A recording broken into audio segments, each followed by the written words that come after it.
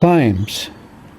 In 1983, the Yorta Yorta lodged a claim under the Victorian Land Rights Bill. In response to this claim, they were told that they would be provided with funds to build a cultural centre in the Barmah Forest. The federal government allowed $400,000 grant from the Commonwealth employment programs to build the Dharnya Centre. Thus, the Dharnya Centre was born. Come with me, under the water we go, under the sea. Dharnya Cultural Centre was conceived as the jewel in the crown of Yorta Yorta ancestral lands. The centre was designed to have separate buildings for eating, sleeping and learning. In this way, Yorta Yorta could use the facility to maintain their traditional connections to the ancestral lands. The sleeping accommodation made it practical for the Yorta Yorta, especially those with young children, to spend time in Barmah. In the eating hall, we could come together to share food, music and stories. The Visitors Centre provided a keeping place for Yorta Yorta artefacts and a place where young people could come and learn. Dharnya had other important roles too. The Visitor Centre allowed us to reach out to other Australians, to have our story told. The live-in learning arrangement meant that groups of students could come and spend time on the land developing an awareness of Yorta Yorta history and identity in its proper context. This type of holistic learning has been very successful, with students responding to that experience of on-country learning. Dharnya also allowed the Yorta Yorta to tap into the booming tourist economy in the region, allowing them to derive economic advantage from our traditional lands. For a time, Dharnya flourished. Yorta Yorta brought their families there, students came and learned. The enterprise was profitable. As can be seen in these photos, when the bush is healthy and in flood, the area around Dharnya is breathtakingly beautiful. However, this was not to be the case forever. Although Dharnya was built with federal money, it is managed by Parks Victoria, a state government body in consultation with the Yorta Yorta nations. As the 80s wore on, Parks increasingly used tactics of intimidation at consultative meetings to try and silence the Yorta Yorta. Ultimately, I resigned from that committee in disgust. Parks continued to show disinterest and disrespect towards Dharnya. The buildings failed to receive any routine maintenance. Dharnya sank into disrepair.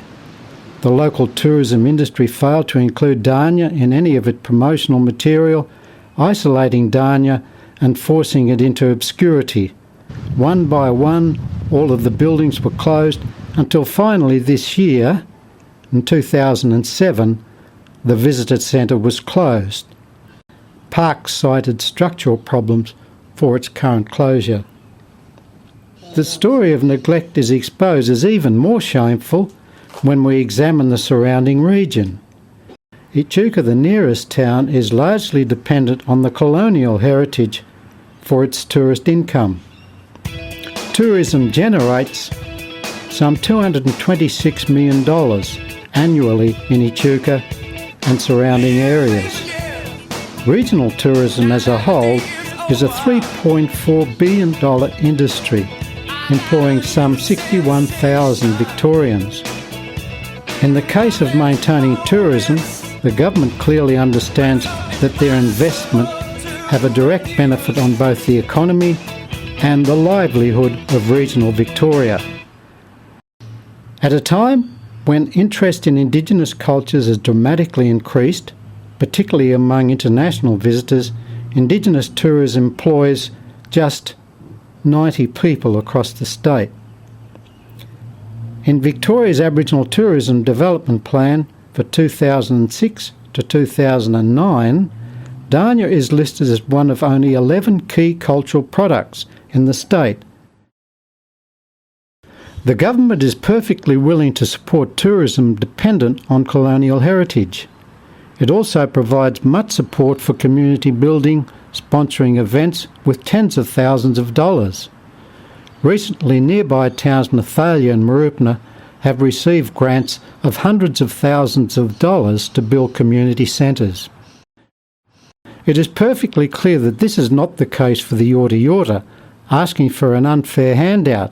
They merely want the same treatment that other regional Victorians receive. Overall, the treatment of Dharnya is revealed as a shame and disgrace to the local councils, Parks Victoria and the Victorian government. Well, it seems that Dharnya is in a pretty dark place right now. Fortunately, there is hope for the future. The Yorta Yorta have a strong vision of what Dharnya could become. Dharnya could become a world-class educational facility, offering something entirely unique, a holistic learning experience. Several years ago, Parks put together a proposal for a University of the Bush concept. Yorta Yorta supported this idea. Dharnya could present the story of the Yorta Yorta before colonisation. However, there is also the untold story of our proud resistance to occupation and oppression. This story is one that needs to be heard by all Australians. This will show that Indigenous people don't just live in the Northern Territory. We are, in fact, of the modern world. Our culture has changed, but has not been lost. Yorta Yorta people could work with professional curators to develop the Dharnya Centre, enhancing their skills. By developing interactive multimedia displays in the heart of Burma, Dharnya offers the best of both worlds, the old and the new. Dharnya will be able to draw on the resources of Yorta Yorta artists, activists, business people, academics and teachers. It could bring in school groups and tourists. It will also act as an economic resource and a way to spread the message about Yorta Yorta history, culture and identity. Most importantly, reopening Dharnya will allow Yorta Yorta to continue their traditional connections to the ancestral lands. This will help to make reparations for the great injustices done to Indigenous people. With your help, we can make this a real future. Yorta Yorta have the will and the knowledge, but we need your support. So, as a result of the closure, we formed a group called DAG. DAG's of people. We are indeed, but DAG is Dharnya Action Group. And so Dharnya Action Group was formed as a sort of lobby group, try and bring about some action in terms of getting the Dharnya Centre up and running again.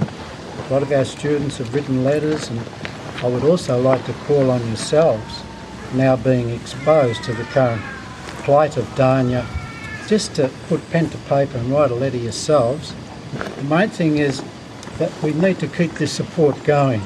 That's our last bastion of support that we have in the struggle to achieve rights, and that is the power of the pen, the power of the sword, the power of the voice is the last means by which we can try and achieve the ends that we're trying to achieve. You can help by writing to your local state and federal MPs and to the Premier, the Minister for Aboriginal Affairs and the Department of Sustainability and Environment. You can also check out our website at dag.smsc.com.au/.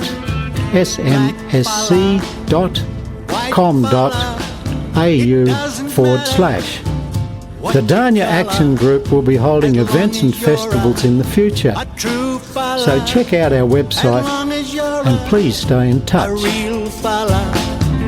All the people of different races with different lives in different places.